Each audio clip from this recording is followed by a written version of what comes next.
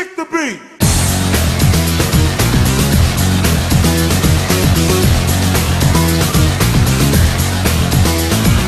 Hey everybody, Sean McInnes here alongside Josh Olin from Treyarch, who's here to talk to us about Call of Duty Black Ops while we're here at Gamescom 2010 in Cologne, Germany. Josh, thanks for joining us. Thanks for having me, Sean. How are you enjoying Gamescom? I'm enjoying it quite thoroughly. Thank you for asking. So let's talk about the demo that you guys are showing here in Germany. You know, the two levels that you guys are showing could not be more different. Very sort of subdued, very sort of tense stuff going on there, but also a big bombastic helicopter battle, right? Yes, that's a good way to describe it, actually. It's going to be on the back of the box. Yeah, what you described, though, is called pacing, and so it's one thing the game has to have its cinematic intensity that people expect. It's a Call of Duty, after all, but you can't have non-stop white-knuckle, edge-of-your-seat action the entire way through, or it's going to get monotonous or boring, or you're just going to be exhausted.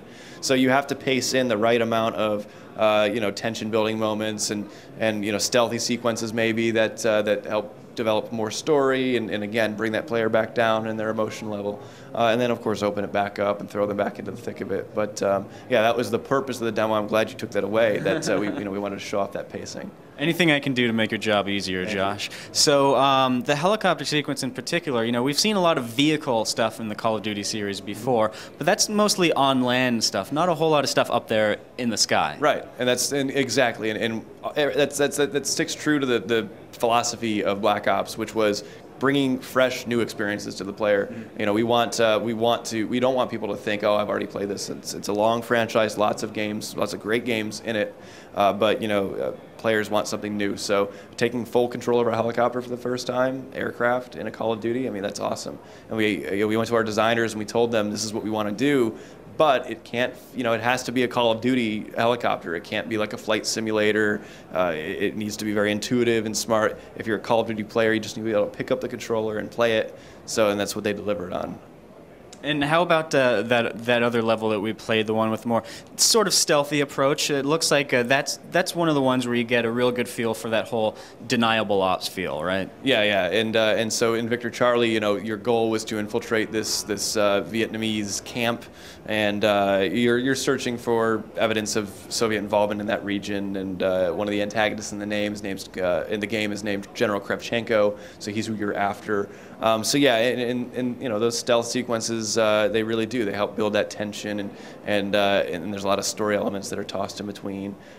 Some levels one of the levels we showed at E3 was WMD, which takes place in Soviet Russia.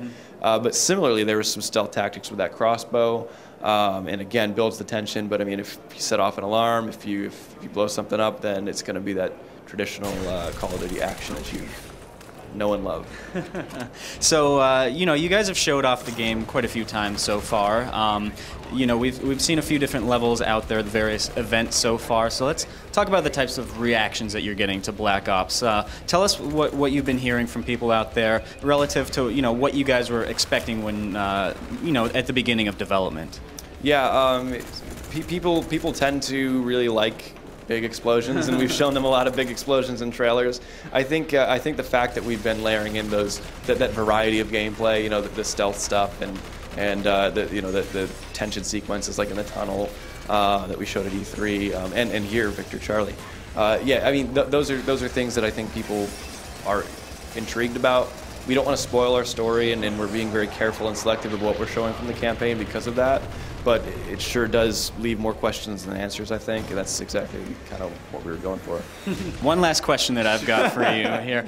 When is Black Ops going to be out in stores, and what are the platforms it'll be out for? Yeah, Call of Duty Black Ops will be available November 9th on the Xbox 360, the PlayStation 3, the PC, and the Wii, and the Nintendo DS.